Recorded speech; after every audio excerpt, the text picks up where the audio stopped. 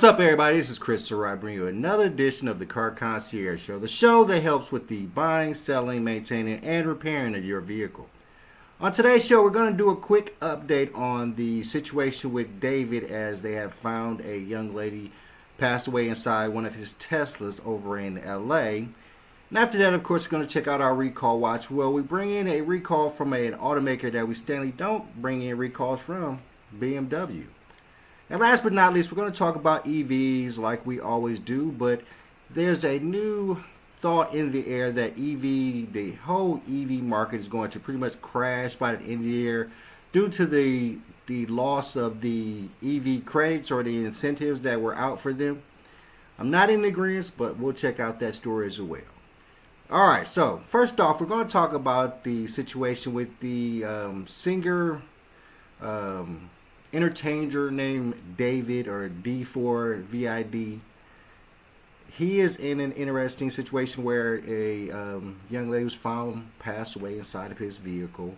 And I had an interesting conversation over at work with a young lady and an older lady, and they both of them were talking about the David situation. I thought I would chime in, only to find out that even after I did that story, I didn't even have as much information as these people did. So I figured I would jump in and do an update on the whole David situation so we could get up to date on what's going on and see if there's any change in his status when it comes to, getting in trouble for the situation.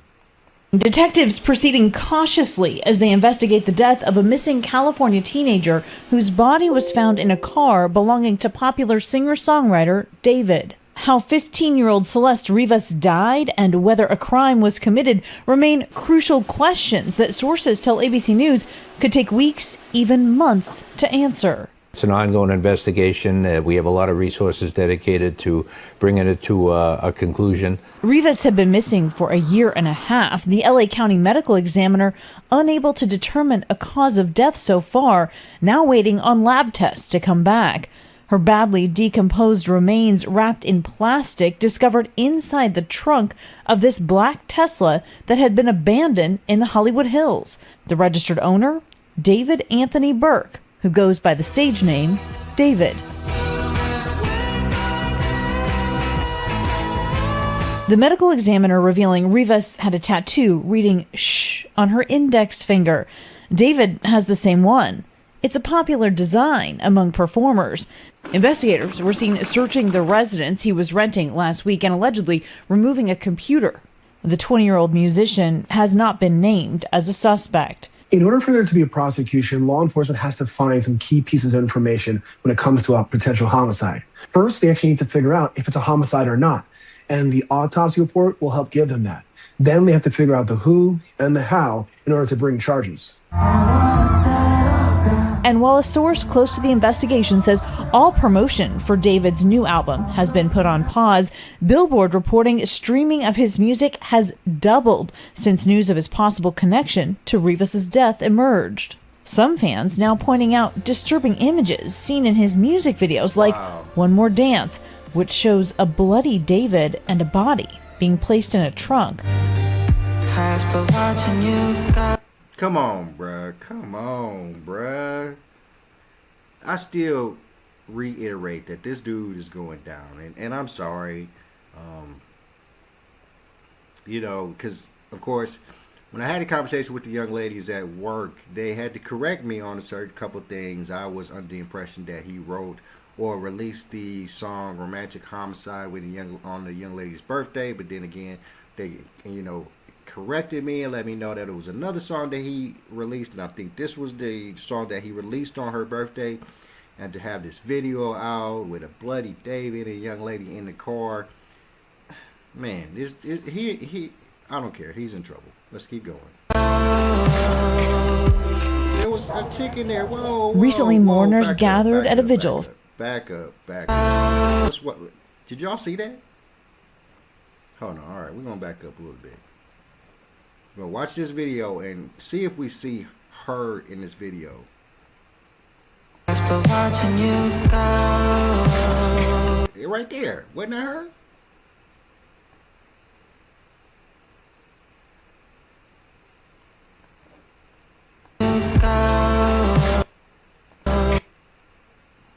it's just a girl that looked like her because she got all them piercings. Or, I mean, we don't know if she, see, man, boy, you in trouble, man. Let's keep going.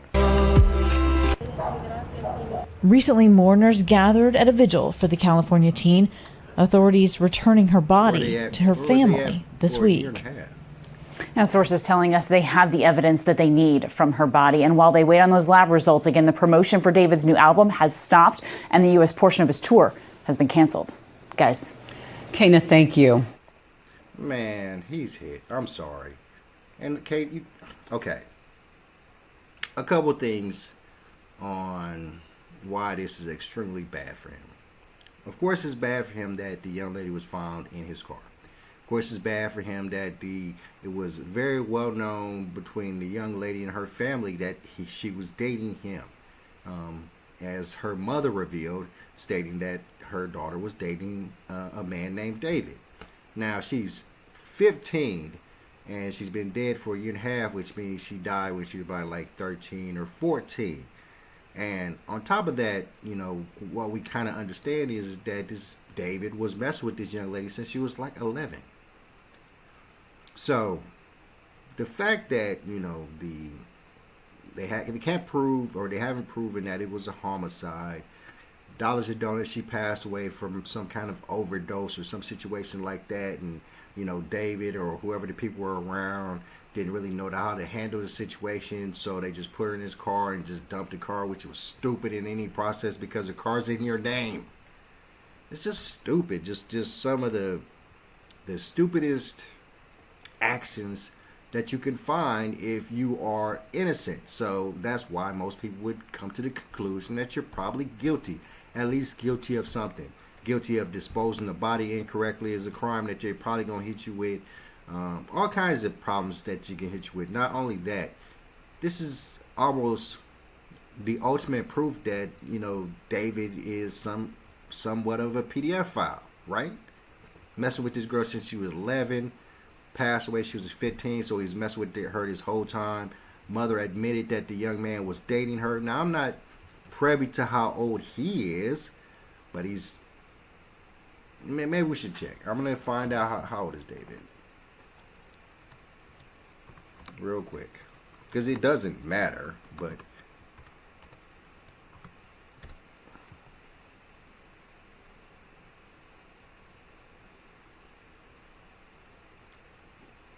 so he's only 20, which means what? Still PDF file, bro. I'm sorry.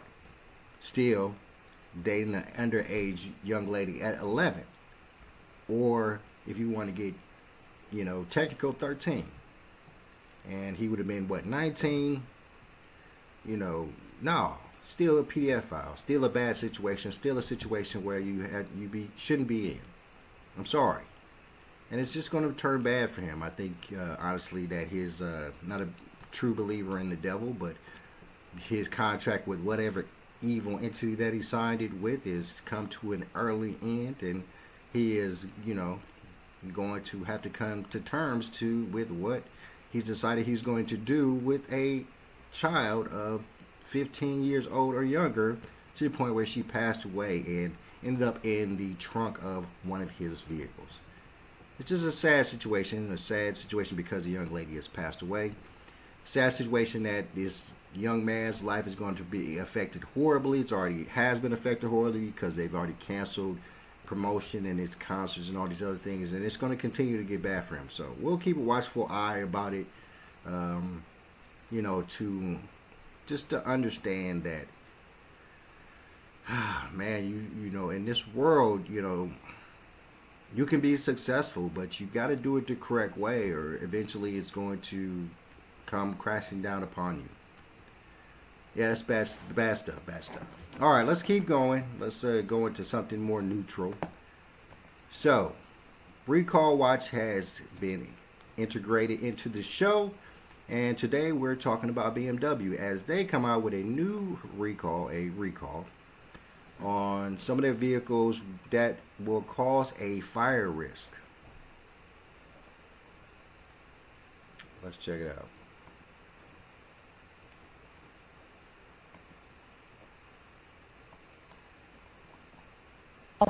The National Highway Traffic Safety Administration says owners should park. W is recalling nearly 200,000 cars due to a fire. An automaker.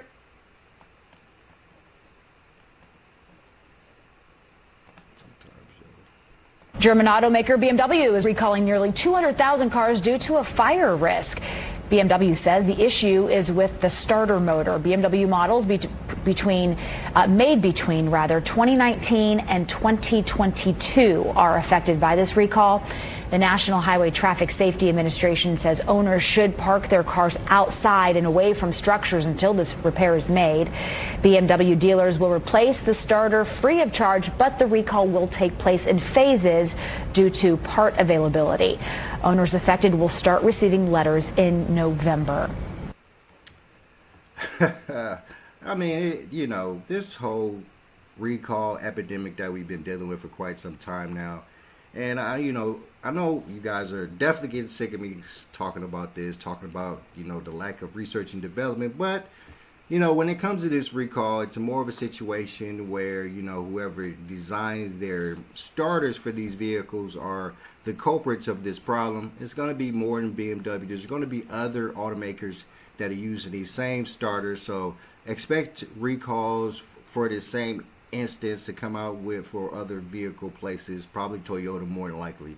More than definitely it's going to be Toyota, but they're starting off with BMW. Once the company that created the starters establishes that it's the problem in their starters, then of course all the automakers that have purchased starters from this company will be notified, and then of course it's going to come out to you that there's this problem. Now, it can't be an epic problem that's been happening all over the place, because they have vehicles since 2019 with this problem, which tells us that, the problem with the catching fire has probably been a new thing that has started happening recently, and that's been over 6 years since the 2019 models were on the ground. So, those cars that have probably been driven to some, longer extent for a lot more miles, are starting to have probably these problems in these vehicles. And the 2019 model year 2020s were taking these cars in for this problem, or overheating, or the fire catching situation, and just losing their car altogether,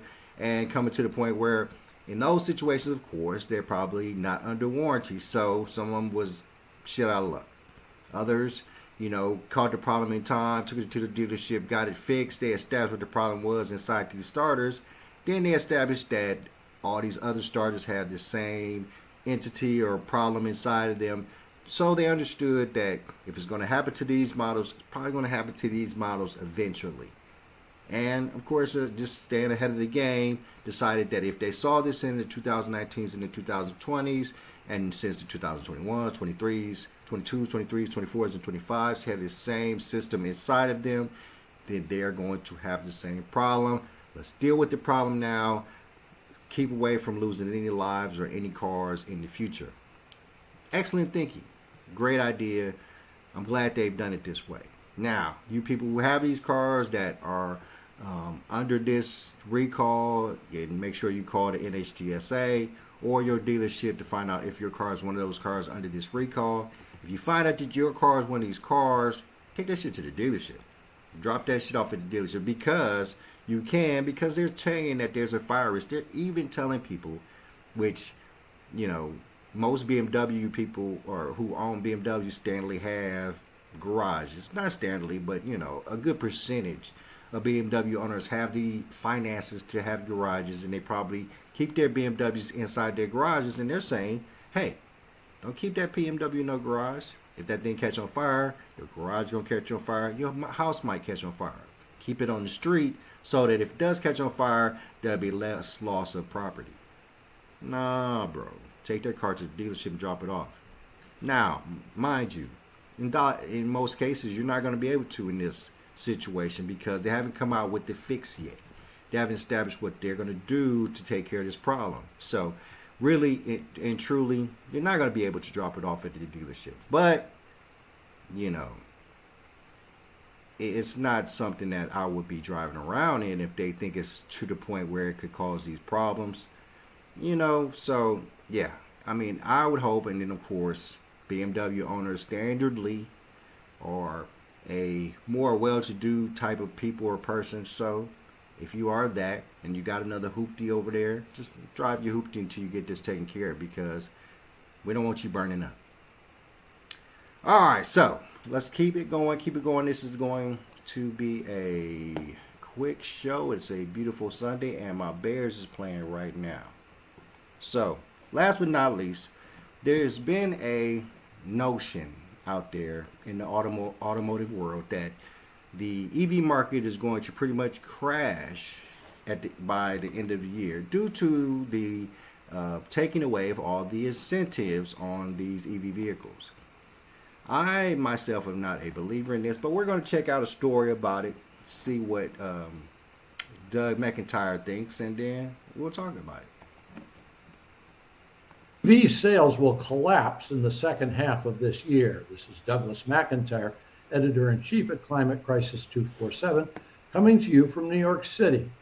According to Cox Automotive, with government-backed incentives set to end in September and economic pressure mounting, the second half of the year will be a critical test for EV demand.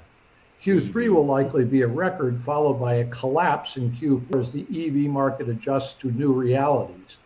This is according to Cox. People can pay $25,000 for a lightly used EV, but they won't pay $45,000 for a new one. The primary reason for this is that the government is refusing to pay the $7,500 tax credit that it used to give with EVs. This is now part of the new Trump energy initiative. In addition to that, people are still uncomfortable with the range of EVs, how long it takes to charge them, and perhaps most important, how fast they go through tire. All right, so that's all fine and good. I can't argue with anything. A giant auto parts supplier has filed for Chapter 11 bankruptcy in the United States with billions.